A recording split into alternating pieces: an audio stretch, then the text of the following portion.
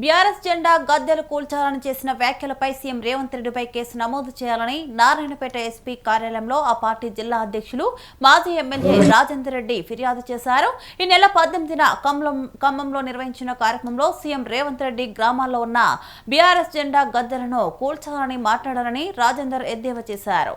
ఈ వ్యాఖ్యల ద్వారా సమాజంలో శాంతి భద్రతల సమస్య వస్తుందని సీఎంపై కేసు నమోదు చేయాలని డిమాండ్ చేశారు. ఇచ్చిన హామీలను అమలు చేయలేక డైవర్షన్ పాలిటిక్స్ చేస్తున్నారని విమర్శించారు.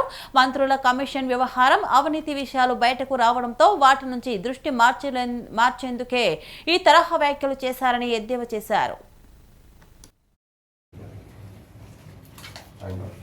This is a received copy. I have to send it to again to my head office.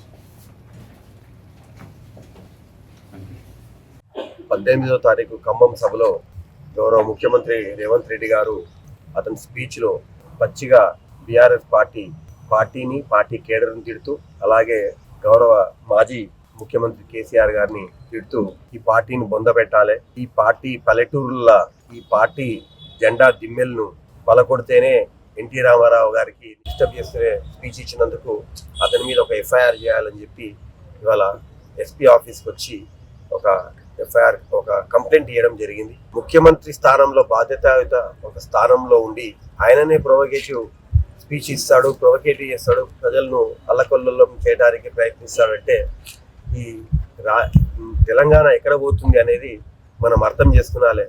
ఆయననే భాషకు అదుపు లేకుండా ఎట్లంటే అట్లా మాట్లాడితే ఇక ప్రజలు ఎలా మాట్లాడతారు, ఇబ్బంది పెడుతున్నాడు.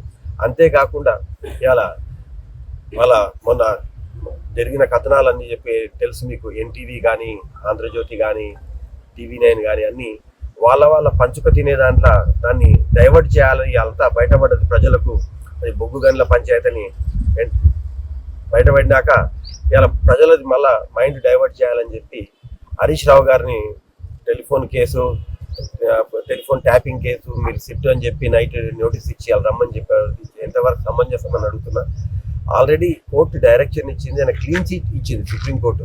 అవసరం లేదు, నన్ను విచారించే అవసరం లేదంటే కూడా మళ్ళా సిట్ నేసి అతన్ని విచారించి ఇబ్బంది పెట్టి ప్రజలను డైవర్ట్ చేయాలనుకునే రాజకీయం చాలా రోజులు నడవదు.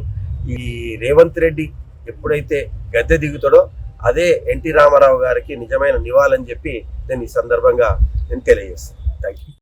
18వ తారీఖు ఖమ్మం సభలో గౌరవ ముఖ్యమంత్రి రేవంత్ రెడ్డి గారు అతని స్పీచ్లో పచ్చిగా బీఆర్ఎస్ పార్టీని పార్టీ కేడర్ని తిడుతూ, అలాగే గౌరవ మాజీ ముఖ్యమంత్రి కేసీఆర్ గారిని తిడుతూ ఈ పార్టీని బొందబెట్టాలి, ఈ పార్టీ పల్లెటూరుల ఈ పార్టీ జెండా దిమ్మెలను పలకొడితేనే ఎన్టీ రామారావు గారికి డిస్టర్బ్ చేస్తే స్పీచ్ ఇచ్చినందుకు అతని మీద ఒక ఎఫ్ఐఆర్ చేయాలని చెప్పి ఇవాళ ఎస్పీ ఆఫీస్కి వచ్చి ఒక కంప్లైంట్ ఇవ్వడం జరిగింది. ముఖ్యమంత్రి స్థానంలో బాధ్యతాయుత ఒక స్థానంలో ఉండి ఆయననే ప్రొవోకేటివ్ స్పీచ్ ఇస్తాడు, ప్రొవోకేటివ్ చేస్తాడు, ప్రజలను అల్లకొల్లం చేయడానికి ప్రయత్నిస్తాడంటే ఈ తెలంగాణ ఎక్కడ పోతుంది అనేది మనం అర్థం చేసుకునాలి.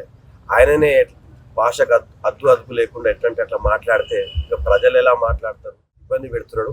అంతేకాకుండా ఇలా మొన్న జరిగిన కథనాలన్నీ చెప్పి తెలుసు మీకు. ఎన్టీవీ కానీ, ఆంధ్రజ్యోతి కానీ, TV9 కానీ అన్నీ వాళ్ళ పంచుక తినే దాంట్లో దాన్ని డైవర్ట్ చేయాలని అంతా బయటపడ్డది ప్రజలకు. అది బొగ్గు గన్ల పంచాయతీని బయటపడినాక ఇలా ప్రజలది మళ్ళా మైండ్ డైవర్ట్ చేయాలని చెప్పి హరీష్ రావు గారిని టెలిఫోన్ ట్యాపింగ్ కేసు మీరు సిట్ అని చెప్పి నైట్ నోటీస్ ఇచ్చి వాళ్ళు రమ్మని చెప్పారు.